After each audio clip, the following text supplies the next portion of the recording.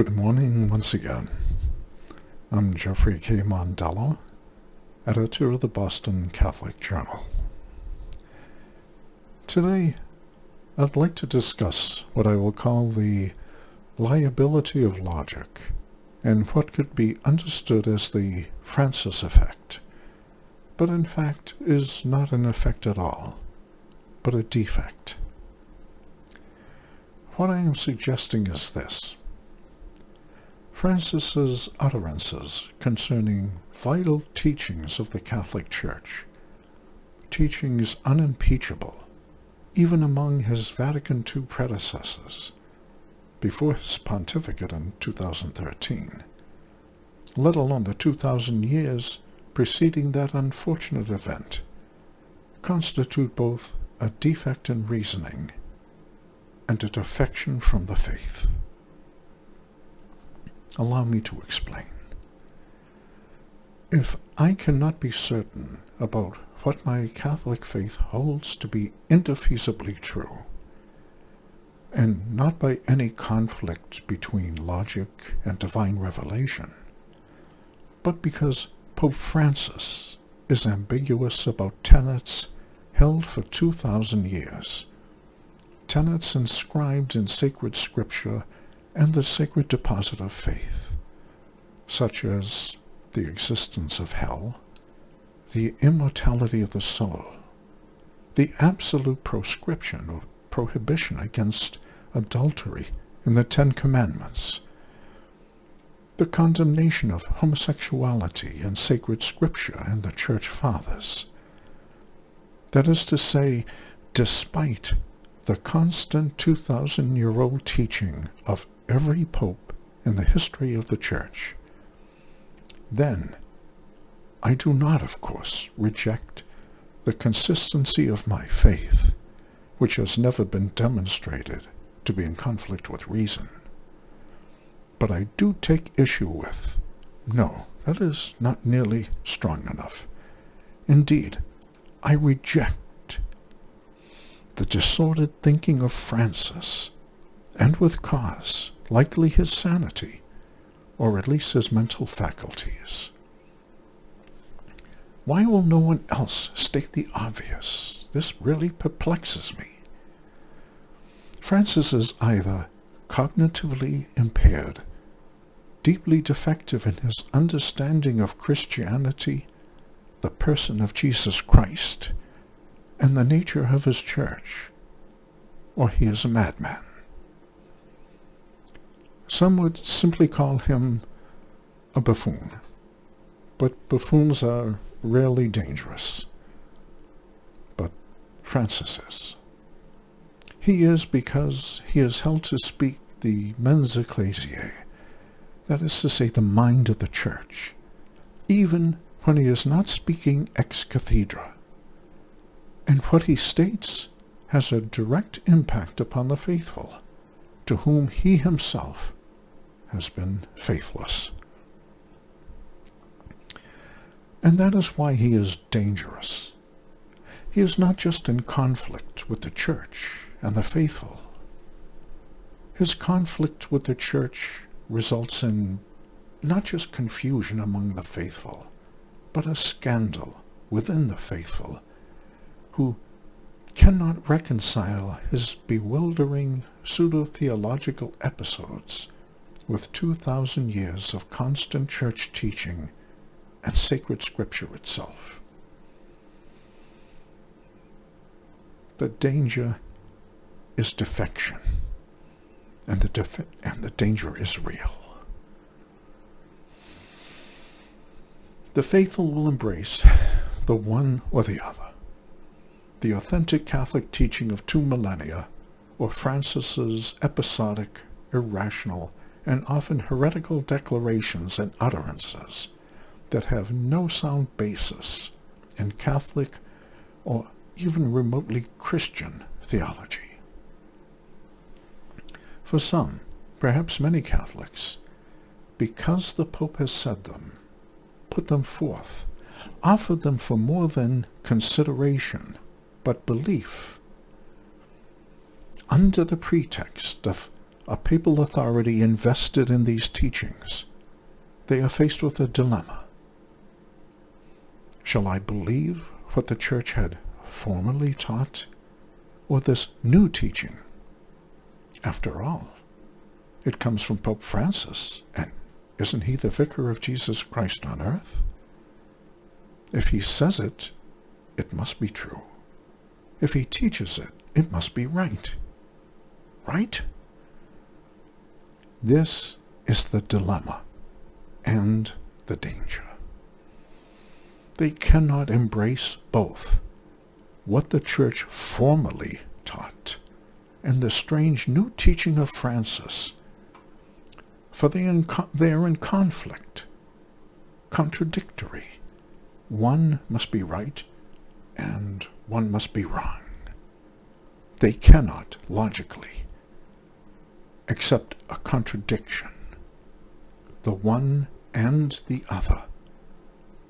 But faced with this contradiction between what the Church teaches and what Pope Francis pontificates, the faithful can accept neither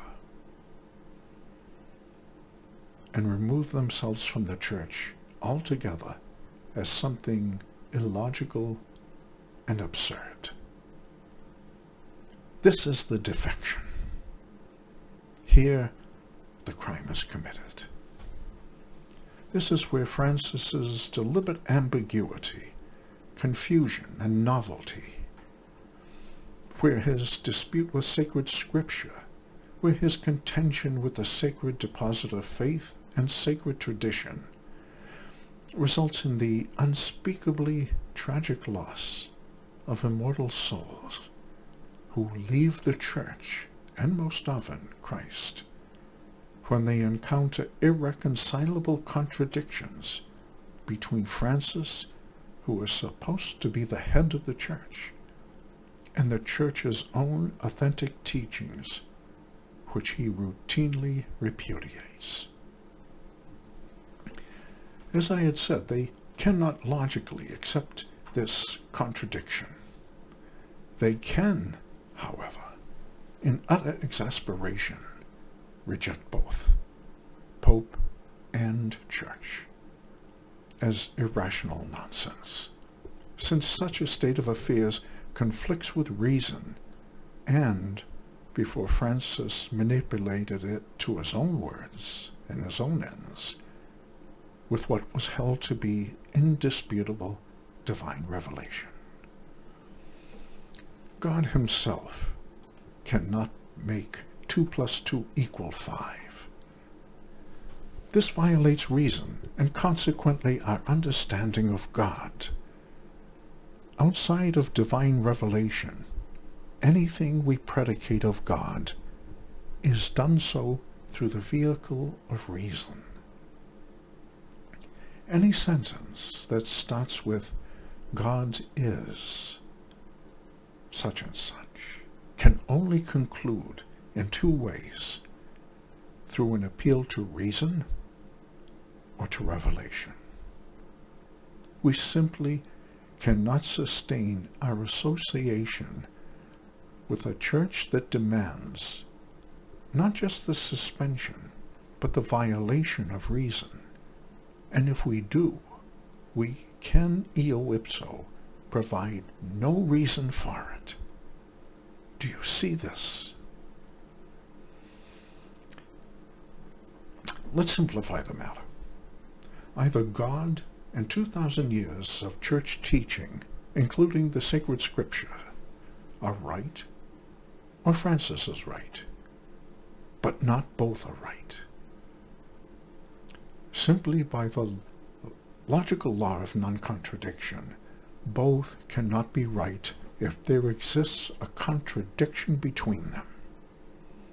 For example, the assertions that hell exists and hell does not exist cannot be reconciled. The one is contradictory to the other. Here, let us consider a few examples apropos Francis. The Church teaches, as Christ did, that hell exists. Francis repudiates it, and I quote, "Hell doesn't exist."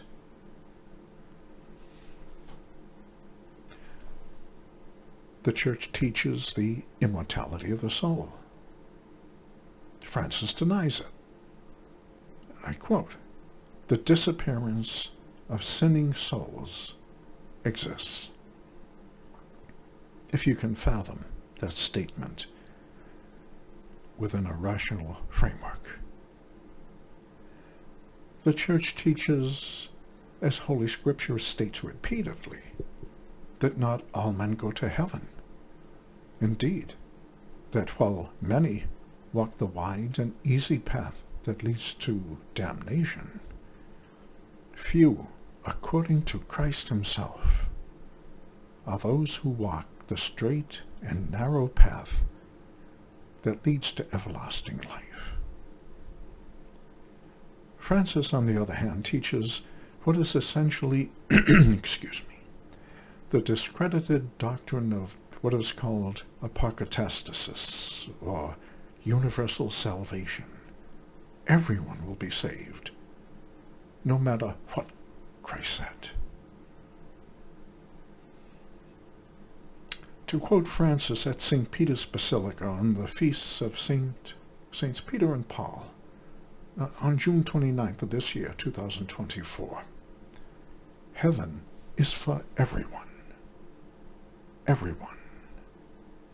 Everyone. Everyone can enter. Close quote.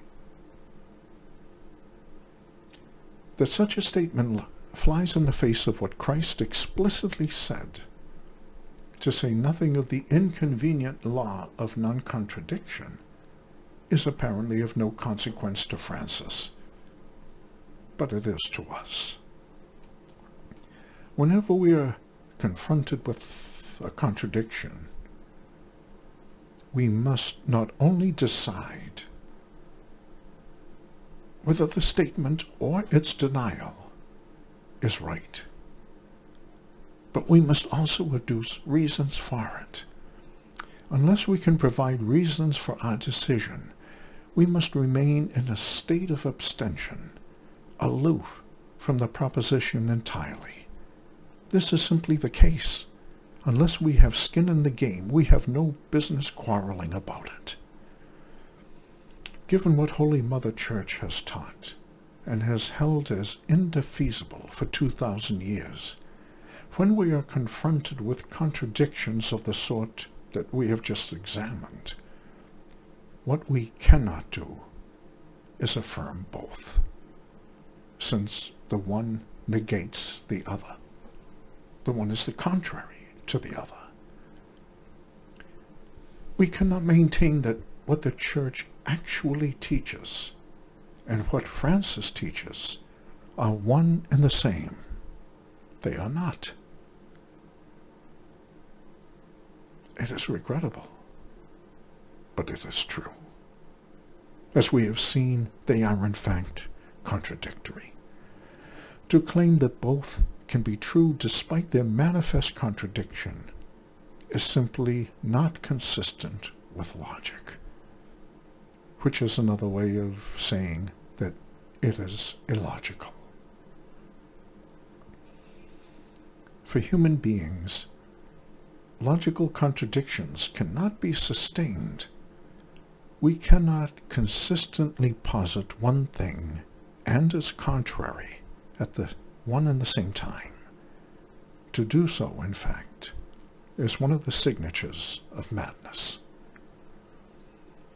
Given the illogical nightmare that Francis has brought to the Church, in what he apparently believes is his fulfilling the mandate of that staggeringly destructive spirit of Vatican II, he has left a vacuum in reason, one into which something diabolical and irrational has rushed.